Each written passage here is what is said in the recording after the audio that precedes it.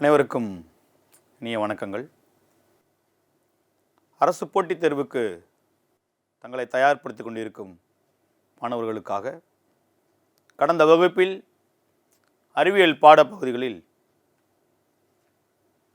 ஆரோக்கியம் மற்றும் நலவாழ்வு பற்றி நாம் தெளிவாக பார்த்தோம். அதில் குறிப்பாக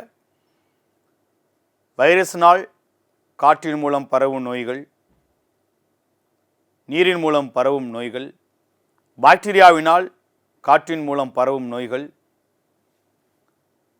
நீரின் மூலம் பரவும் நோய்கள், கடத்தியின் வழியாக பரவும் நோய்களை பற்றி நாம் கடந்த வகுப்பில் அனைத்து உதாரணங்களும் வைரஸ் மற்றும் பாக்டீரியாவினால் ஏற்படக்கூடிய நோய்கள் அறிகுறிகளை பற்றியும் விளக்கமாக கடந்த வகுப்பில் நாம் பார்த்தோம்.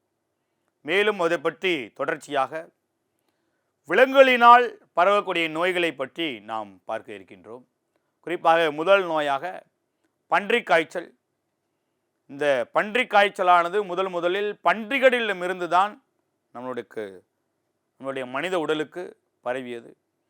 இந்த பன்றிக் காய்ச்சல் உடலில் பரவியதால் முதலாக ஆற்றல் மண்டலத்தினை ஆற்றல் மண்டலத்தினை மிகப்பெரிய ஒரு பாதிப்பை ஏற்படுத்தும். இந்த வைரஸ் ஆனது முதலில் சுவாசிக்கும் பகுதியான சுவாச குழாய்களை பாதிப்படைய செய்யும். இந்த நோய் தொற்று மூலம் காய்ச்சல் ஏற்படும். இது பன்றிகளுக்கு தாக்கின்ற வைரஸ் அந்த பன்றிகளிடம் இருந்து மனிதனுக்கு பரவும். இதை உண்டு பண்ணக்கூடிய வைரஸுடைய பெயர் இன்ஃப்ளூயன்சா வைரஸ் H1N1 என்ற உயிரிதான் இந்த வைரஸை மனிதனுக்கு உண்டுபடுத்துகிறது. இதனுடைய அறிகுறிகள் எப்படி இருக்கும் என்றால், ஆரம்ப காலகட்டங்களில் தும்மல், இருமல் மூலமாக சுவாசித்தல் அல்லது உள்ளிழுத்தல் நிகழ்வுகள் மூலமாக நோய் மற்றவர்களுக்கு பரவக்கூடிய தன்மையாக இருக்கும். என்னென்ன அறிகுறிகள்லாம் இருக்கும்?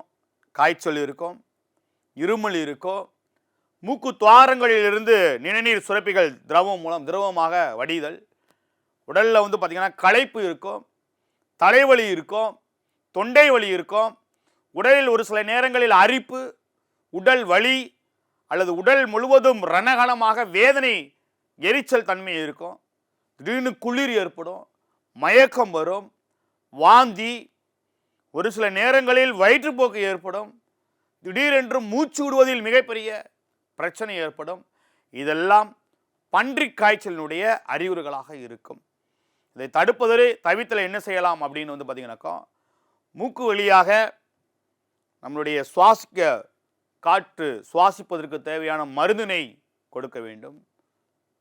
பன்றிக் காய்ச்சல் ஒரு நோய் வந்துவிட்டால் அவரை தனிமைப்படுத்தப்பட்டு அவருக்கு சரியான அறிகுறிகள் தென்பட்டு அவர்களுக்கு சரியான ட்ரீட்மெண்ட் கொடுக்கணும். நீர் சத்தான பழங்களை அதிகமாக அருந்த செய்ய வேண்டும். நீர்ச்சத்து அளவினை குறைய விடாமல் தடுக்க வேண்டும். நீர்ச்சத்து அளவை கூட்டிக்கிட்டே இருக்கணும். அதிகமான ரெஸ்ட் வேணும். அடிக்கடி நல்ல கைகளை கழுவணும். நல்ல சுகாதாரமான உணவை எடுத்துக்கணும். நல்ல சுகாதாரமான நீரை அருந்தணும். இதன் மூலமாக பார்த்தீங்க அப்படின்னாக்கோ பன்றிக் காய்ச்சலை நம்ம தவிர்க்கலாம். முக்கியமாக பறவை காய்ச்சல், அடுத்த பறவையின் மூலமாக பரவக்கூடிய காய்ச்சல். பறவை மூலமாக இன்ஃப்ளூயன்சா வைரஸ் எனப்படும் H5N5 என்ற வைரஸ் மூலமாக தான் முதல்ல 1996 இன்ஃப்ளூயன்சா நோய் பரவியது. எங்கே சார் பரவுச்சு அப்படின்னாக்கா, தெற்கு சீனாவில் ஹாங்காங்கில் இந்த நோய் முதல்ல கண்டுபிடிக்கப்பட்டுச்சு. இந்த 1997 உலக சுகாதாரம் முதலாக மனிதனுக்கு இந்த இன்ஃப்ளூயன்சா நோய் இருக்குது, இதோடைய வெளிப்பாடுகள் ரொம்ப அதிகமாக எப்போ தெரிஞ்சிச்சு அப்படின்னா 2003 இந்த நோய் தெரிஞ்சிச்சு. இது பறவையின் மூலமாக பரவக்கூடிய ஒரு நோயாக இருக்கிறது. விலங்குகள் மூலமாக பன்றிக் காய்ச்சல், பறவையின் மூலமாக இன்ஃப்ளூயன்சா என்ற காய்ச்சல், பறவை காய்ச்சல் நோய் ஏற்படுகிறது. கடத்திகள் மூலமாக அல்லது பாலியல் பரவுதல் மூலமாக மிகப்பெரிய ஒரு நோய் ஏற்படுகிறது. பாலியல் நோய்கள் உடல் ரீதியாக நம்ம இந்த நோய்கள் பரவுவதற்கான வாய்ப்புகள் இருக்குது. முக்கியமாக வந்து பார்த்திங்கன்னா இந்த நோயுடைய அறிகுறிகள் எப்படி இருக்கும்? திடீர்னு வந்து பார்த்திங்க அப்படின்னாக்கா உடலில் வந்து பார்த்திங்க அப்படின்னாக்கா பால் உறுப்புகளில் கட்டி அல்லது சிவந்த தோள்கள் காணப்படும். ஒரு சில பிரச்சனைகள்லாம் காணப்படும். அந்த பாலிகள் பரவுதல் நோய் மூலமாக என்னென்ன நோயெல்லாம் ஏற்படும் அப்படின்னா, ஃபர்ஸ்ட் ஒன் எய்ட்ஸு.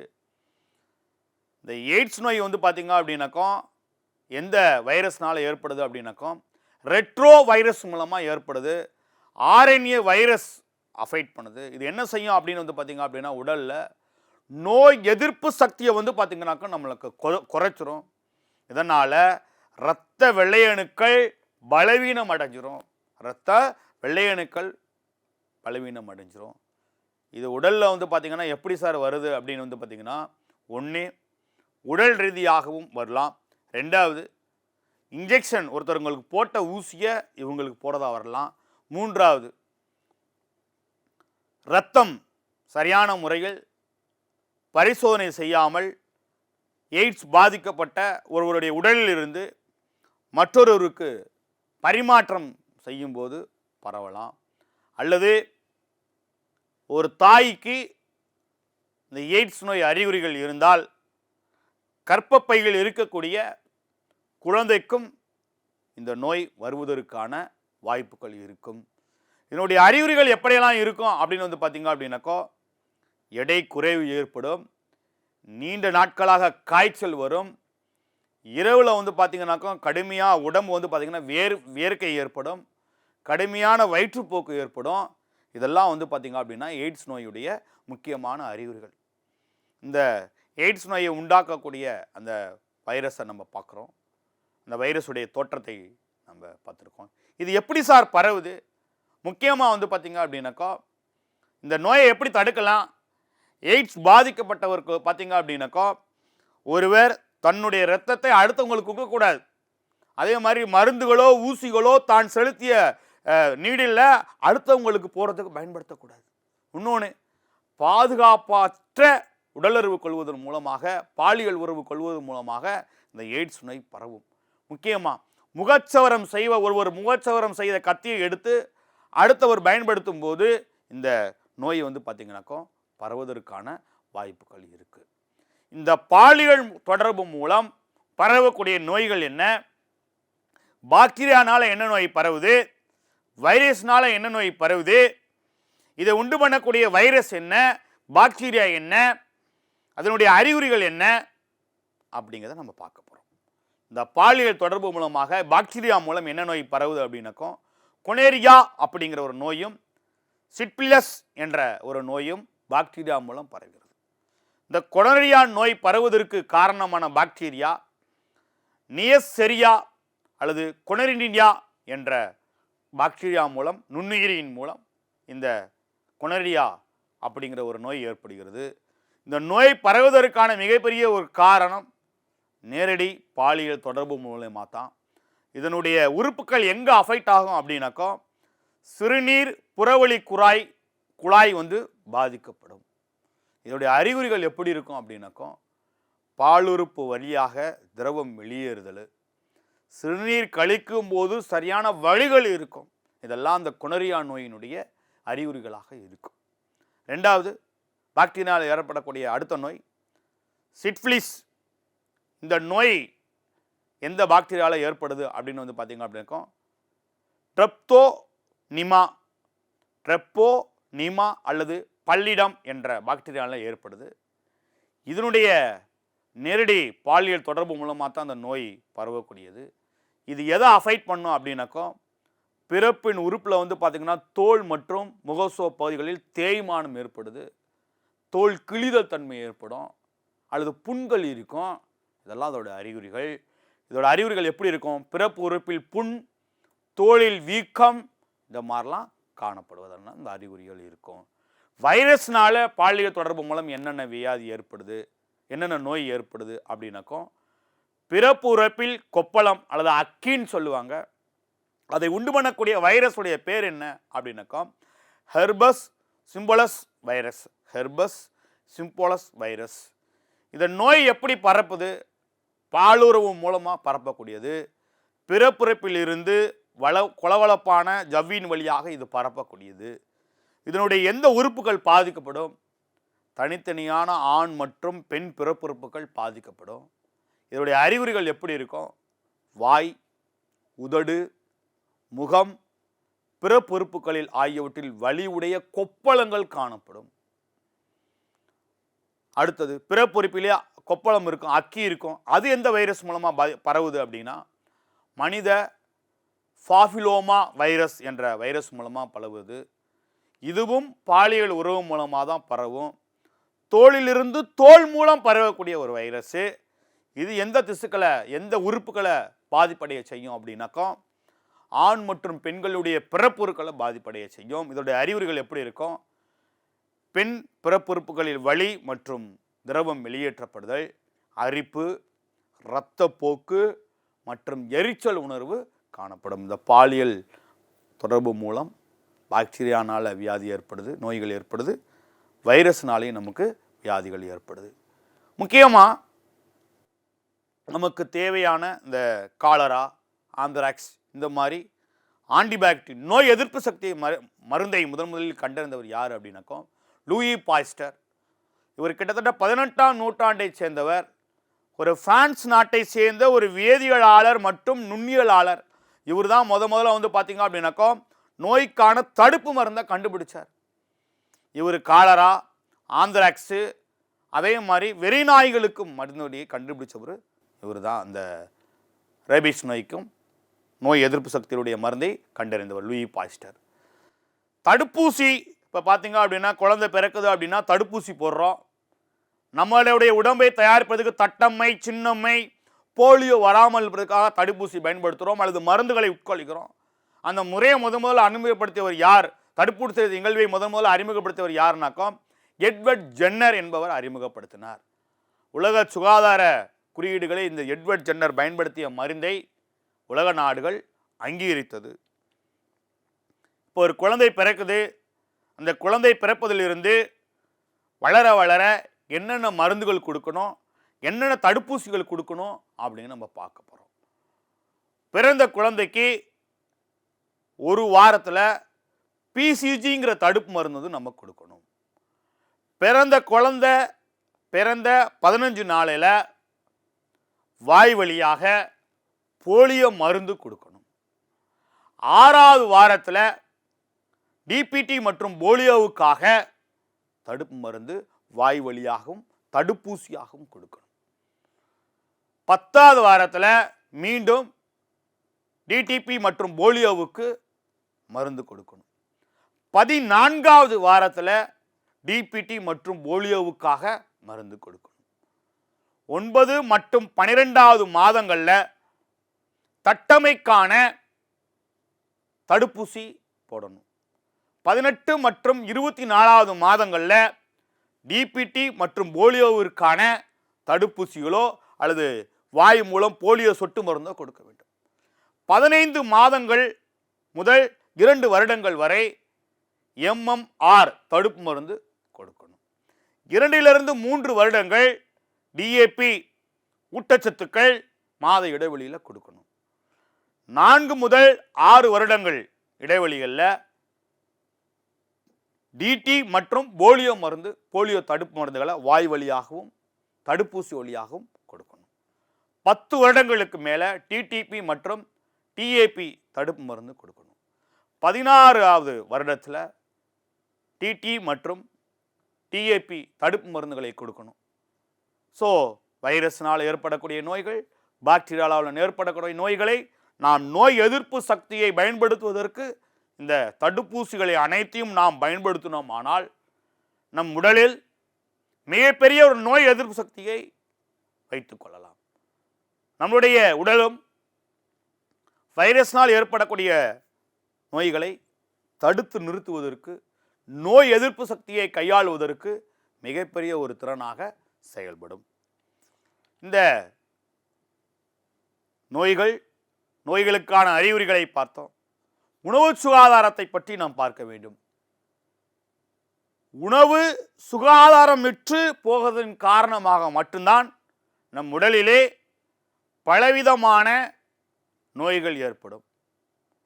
சுகாதாரமின்மை காரணமாக நோய் உண்டாக்கக்கூடிய நுண்ணுயிரி நிறைய இருக்கு. ஒரு சோறு கெட்டு போச்சு, இந்த கெட்டுப்போன உணவை நாம் உண்ணும்போது நம் உடலில் வயிற்றுப்போக்கு ஏற்படலாம் அல்லது வயிற்று வலி ஏற்படலாம். ஒரு சில ரசாயன பொருட்கள் உட்கொள்ளும் போது நம் உடலில் உபாதைகள் ஏற்படலாம். இதுல 2 விதமான காரணிகள் இருக்கு, உள்காரணிகள், வெளிக்காரணிகள். உள்காரணிகள்னா என்ன அப்படின்னாக்கா, நொதிகளின் செயல்பாடு மற்றும் உணவில் காணப்படும் ஈரப்பதம் போன்றவை உணவு கெட்டு போவதற்கான காரணிகளாக இருக்கும். நம்ம சாப்பாடு சரியான நேரத்தில் வடிக்காம, இந்த மாதிரி உள்காரணிகள், சாப்பாடு நொதிஞ்சு போயிடுது. வெளிக்காரணிகள், நம்ம சாப்பிடக்கூடிய சாப்பாடுல கலப்படங்கள், நுண்ணுயிரி, பாத்திரம் கழுவும் போது ஏதாவது ஒரு ஈக்களோ அல்லது கொசுக்களோ அல்லது அதில் முட்டையிட்டு இருக்கலாம், அல்லது சுகாதாரமற்ற நீரை பயன்படுத்தி இருக்கலாம், அல்லது கெட்டுப்போன உணவை நாம் அருந்திருந்திருக்கலாம், அல்லது ரசாயன பொருட்களை பயன்படுத்தி இருக்கலாம். இதெல்லாம் வெளிக்காரணிகள், உணவு சுகாதாரமற்று போவதற்கு காரணிகள். இந்த உணவை பாதுகாப்பான முறையில் பயன்படுத்த வேண்டுமெனில் நம்ம என்னெல்லாம் செய்யணும்? ஒரு கெட்டு போகாமல் இருக்கணும் அப்படின்னா, அல்லது ஒரு காய்கறி கெட்டு போகாமல் இருக்கணும் அப்படின்னா, அல்லது அதை நம்ம பயன்படுத்துவதற்கு என்னென்ன பாதுகாப்பு முறையை செய்யணும்? 1, உணவு சேமிப்பு காலத்தை அதிகப்படுத்த நம்ம ஃப்ரிட்ஜுக்குள்ளே சரியான முறையில் வைக்கணும். ஒருவேளை அந்த உணவு நிறம், தன்மை, மனம் மற்றும் ஊட்டச்சத்தின் மதிப்பை நம்ம செக் பண்ணி பார்க்கணும். உணவு வளங்களை அதிகப்படுத்தணும், உணவு வீணாவதை குறைக்கணும். இதெல்லாம் உணவு பாதுகாப்பு முறையினுடைய டெஃபினிஷன். சரி, இந்த உணவு கலப்படம் இருக்கு. இந்த உணவு கலப்படம் எதுலெல்லாம் இருக்கு?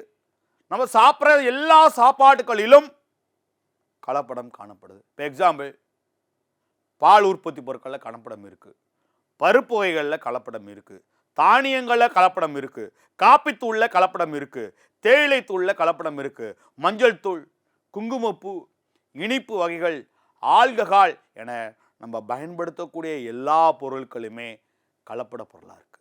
அந்த கலப்பட பொருட்களை 3 வகையாக பிரிக்கலாம். 1, இயற்கை கலப்பட பொருட்கள், தெரியாமல் சேர்க்கப்படும் கலப்பட பொருட்கள், தெரிந்தே சேர்க்கப்படும் கலப்பட பொருட்கள்.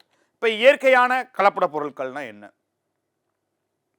இப்போ சில வகை நஞ்சு பொருள் உடம்புல இருக்கிறது, உணவில் இயல்பாக காணப்படக்கூடிய வேதிப்பொருட்கள். இப்போ நம்ம சாப்பிட்ற சாப்பாடு, ஆப்பிள், செர்ரி விதைகளில் காணப்படக்கூடிய ஃப்ரூஷிக் அமிலம், கடல் நஞ்சு மீன், இது நமக்கு தெரியாமல் சாப்பிடக்கூடிய இயற்கையாக நம்ம சாப்பிடக்கூடிய கலப்பட பொருள். தற்செயலாக அல்லது தெரியாமல் சேர்க்கப்படக்கூடிய கலப்பட பொருள் என்னது? இப்போ தாவரங்களில், நம்ம பச்சை காய்கறிகளில் அதிகமான மருந்து அடிச்சிருப்பாங்க. அந்த உணவை பதப்படுத்துவதற்காக அல்லது உணவை கெடாமல் காப்பதற்காக அதை நம்ம என்ன செய்கிறோம் அப்படின்னா, கழுவாமல் நம்ம அப்படியே சாப்பிட்றோம். ஒரு சில பார்த்திங்க அப்படின்னா இந்த வெள்ளரிக்காய், இந்த கொய்யாப்பழம், இந்த மாதிரி இயற்கை பொருட்களை ரசாயனம் தடவி இருக்கிறத நம்ம அப்படியே சாப்பிட்றது. அது மேலே நமக்கு அது ஒரு கலப்பட பொருளாக இருக்கும். பூச்சிக்கொல்லி மருந்துகள், எஞ்சிய வேதிப்பொருட்கள், அப்புறம் வந்து பார்த்திங்க அப்படின்னாக்கா ஒரு சில நேரங்களில் நம்ம என்ன சொல்லுவாங்க, அந்த அணில் கடித்த பழங்கள் தான் ருசியாக இருக்கும்னு சொல்லுவாங்க. ஆனால் அது அணில் கடித்த பழமா அல்லது வேறு ஏதாவது பிராணிகள், பூச்சிகளோ அல்லது வந்து பார்த்திங்கன்னா எலிகளோ அல்லது லால்வாக்களோ அதில் கடிச்சு அதில் ஏதாவது தோன்றிருந்திருக்கலாம். அதை எடுத்து சாப்பிடும்போது நம்ம தெரியாமல் சேர்க்கக்கூடிய கலப்பட பொருளாக இருக்கும். அப்படி எதெல்லாம் இருக்கும்? பழங்கள், காய்கறிகள், பூச்சி உண்ணக்கூடிய இறைச்சிகள், இந்த கோழிப்பண்ணையில் தயாரிக்கக்கூடிய பொருட்கள், இது எல்லாமே வந்து பார்த்திங்கன்னா இதெல்லாம் இருக்கலாம். இப்போ பானங்கள் எல்லாம் வந்து நம்ம தெரியாமல் விஷங்கள் ஏதாவது விழுந்துச்சுன்னா நமக்கு தெரியாது. தெரிந்தே சேர்க்கப்படும் கலப்பட பொருட்கள் எதெல்லாம் தெரிஞ்சே சேர்க்குறாங்க? பார்த்திங்க அப்படின்னா உணவுப் பொருட்கள், வினிகரு, சிட்ரிக் அமிலம், சோடியம் பை கார்பனேட்டு, பாலில் சேர்க்கப்படும் ஹைட்ரஜன் பெராக்சைடு, செயற்கை மாவு பொருள், உணவு நறுமணப் பொருட்கள், செயற்கை வேதிப்பொருட்கள், செயற்கை இனிப்பூட்டும் பொருட்கள் போன்ற உணவு சேர்க்கை பொருட்கள் நம்ம பயன்படுத்துகிறோம். இப்போ எக்ஸாம்பிள், வாழைப்பழங்களை பழுக்க வைக்கிறதுக்கு நம்ம தெரிந்தே தான் வாழைப்பழத்தை பழுக்க வைக்கிறோம். மாம்பழத்தை பழுக்க வைக்கிறோம், ரசாயன பொருட்களை வச்சு தான் பழுக்க வைக்கிறோம். பச்சை காய்கறிகள், பாகற்காய், பச்சை பட்டாணி, போன்ற பசுமை நிறத்தை கொடுப்பதற்காக காரிய உலோகம் நம்ம பயன்படுத்துகிறோம். இயற்கை நிறமூட்டிகள் பயன்படுத்துகிறோம். இதெல்லாம் ஒரு சில கார்ப்பரேட் கம்பெனிகள் தெரிந்தே பயன்படுத்தி மக்களுக்கு ஒரு சில உடல் ரீதியான பாதிப்பை நமக்கு கொடுக்குது. இந்த கலப்படம் சார்ந்த உணவுகளை நாம் உட்கொண்டால் என்னென்ன பாதிப்புலாம் ஏற்படும்? மோஸ்ட்லி ஃபர்ஸ்ட் எடுத்தோடனே பார்த்தீங்க அப்படின்னாக்கா ஒன்று குமட்டல் வரும், வாந்தி வரும், வயிற்றுப்போக்கு ஏற்படும், உணவு செரிக்காமல் போயிடுச்சு அப்படின்னா காய்ச்சல் ஏற்படும், வயிற்றில் பார்த்தீங்கன்னாக்கா வாயு கோளாறுகள் ஏற்படும், ஒரு சில ஆஸ்துமா நோய் ஏற்படும், ஒவ்வாமை ஏற்படும், நரம்பு கோளாறு ஏற்படும், தோல் ஒவ்வாமை, ஒரு சில ஏதாவது சாப்பிட்டோம் அப்படின்னாக்கா தோள்கள்லாம் பார்த்தீங்கன்னா தடிப்பு ஏற்பட்டுரும், ஒரு சில நேரங்களில் சிறுநீரகம் பாதிக்கப்பட்டுரும், கல்லீரல் பாதிக்கப்பட்டுரும், மலக்குழாய் மலக்குடல் பாதிக்கப்பட்டுரும். ஒருவேளை பிறந்த குழந்தை ஏதாவது உணவை சாப்பிட்டால், கலப்பட உணவை சாப்பிட்டால் வயிற்றுப்போக்கு ஏற்படுவதற்கான வாய்ப்புகள் இருக்கும். இந்த உணவு தர கட்டுப்பாடு, இந்த உணவை கலப்படமில்லாத உணவாக பயன்படுத்துவதற்கு உணவு கட்டுப்பாட்டு கழகம் கொண்டு வரப்பட்டது. எந்த ஆண்டு அப்படின்னா இந்திய அரசாங்கம் 1954ஆம் ஆண்டு உணவு கலப்படம் மற்றும் தடுப்பு சட்டத்தை கொண்டு வந்தது. அந்த சட்டமானது 1955ஆம் ஆண்டு உணவு கலப்பட தடுப்பு விதிகள் போன்ற உணவு கலப்படத்தை தடுப்பதற்காக சட்டங்கள் இயற்றப்பட்டது.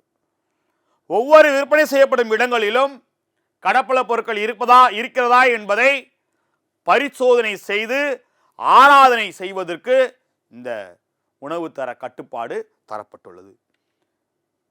உணவிற்காக பாதுகாப்பலை ஊக்குவிப்பதற்காக, அதன் முன்னேற்றத்திற்காக உணவு கிடங்குகள் 2015ஆம் ஆண்டு ஏப்ரல் மாதம் 7ஆம் தேதி உலக சுகாதார தினத்தை முன்னிட்டு பண்ணை முதல் உண்ணும் வரை பாதுகாத்திடுவீர் உணவை என்ற ஒரு முழக்கத்தை கொடுத்தது.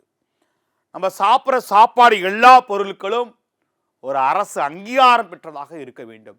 ISI முத்திரை, அக்மார்க் முத்திரை, FCI, FBO என்ற ஒரு சில முத்திரைகள் பதிக்கப்பட்டதாக இருக்கும். FCI இந்திய உணவுக் கழகம் 1965ஆம் ஆண்டு கீழ்கண்ட ஒரு சில நோக்கங்களுக்காக இந்த கட்டுப்பாட்டை கொண்டு வந்தாங்க. எதுக்கு அப்படின்னா, விவசாயம் சார்ந்த பொருட்கள் கலப்படம் இல்லாதாக இருக்க வேண்டும்.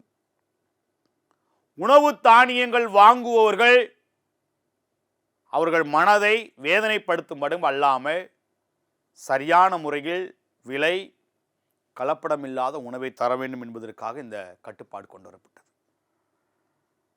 ஒரு சில குறியீடுகள் கொடுக்கப்பட்டிருக்கிறது. அந்த குறியீடுகளில் இந்திய தர கட்டுப்பாடு, இந்த எஸ் சிம்பல் அப்படின்னு ஒரு சிம்பல் கொடுத்திருப்பாங்க. அது எதுக்காக அப்படின்னாக்கா, தொழிற்சாலைகளில் பயன்படுத்தக்கூடிய சிம்பல், மின் உற்பத்தி பொருட்கள், சுவிட்சுகள், கேபிள்கள், வயர்கள், நீர் சூடேற்றி, மின்சார மோட்டார், சமையல் கண்களில் பயன்படுத்தப்படும் பொருட்கள், இதுக்கெல்லாம் பார்த்தீங்க அப்படின்னா ISI தரை முத்திரைகள் பயன்படுத்தப்பட்டிருக்கும். அக்மார்க் முத்திரைகள் எதற்கு பயன்படுத்தப்பட்டிருக்கும் அப்படின்னாக்கா, வேளாண்மை சார்ந்த பொருட்கள், விவசாய மற்றும் கால்நடை உற்பத்தி பொருட்கள், தானியங்கள், அத்தியாவசிய பொருட்கள், எண்ணெய்கள், பருப்பு வகைகள், தேன், வெண்ணெய் முதலியவற்றிற்காக அக்மார்க் முத்திரை பயன்படுத்தப்பட்டிருக்கும். FBO கனிகள் உற்பத்தி பொருட்களில் இது பயன்படுத்தப்பட்டிருக்கும்.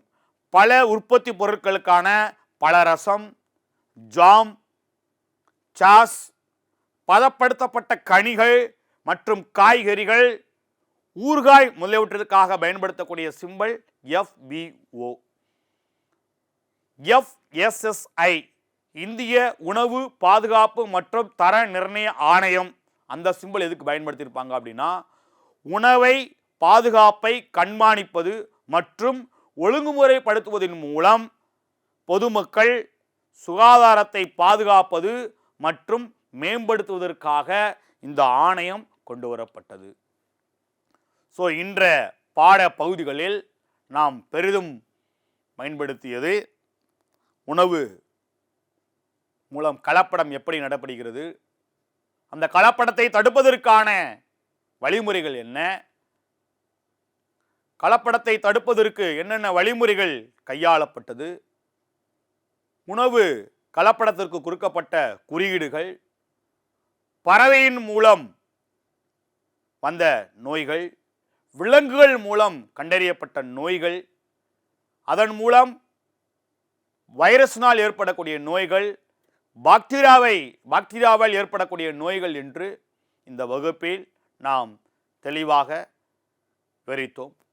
உடல்நலம் மற்றும் ஆரோக்கியம் பகுதிகளில் நாம் கிட்டத்தட்ட ஒரு 3-4 வகுப்புகளாக இதை பற்றி விவரித்திருக்கிறோம். இந்த பாடப்பகுதி மிகவும் முக்கியமான ஒரு பாடப்பகுதி.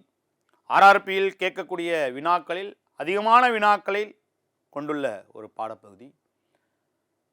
இதில் எப்படி கொஸ்டின் வரும் அப்படின்னா, வைரஸ்னால நீரின் மூலம் வைரஸ்னால் வரக்கூடிய நோய்கள் என்ன, அல்லது பாக்டீரியா மூலமாக, காற்றின் மூலமாக அல்லது நீரின் மூலமாக வரக்கூடிய நோய்கள் என்ன, அல்லது அது உண்டு பண்ணக்கூடிய வைரஸுடைய பெயர் என்ன, அதை உண்டு பண்ணக்கூடிய பாக்டீரியானுடைய பெயர் என்ன. இந்த மாதிரி வினாக்கள் தான் இந்த ஆர்ஆர்பியில் அதிகமான வினா பகுதிகளாக நம்ம பார்க்குறோம். அல்லது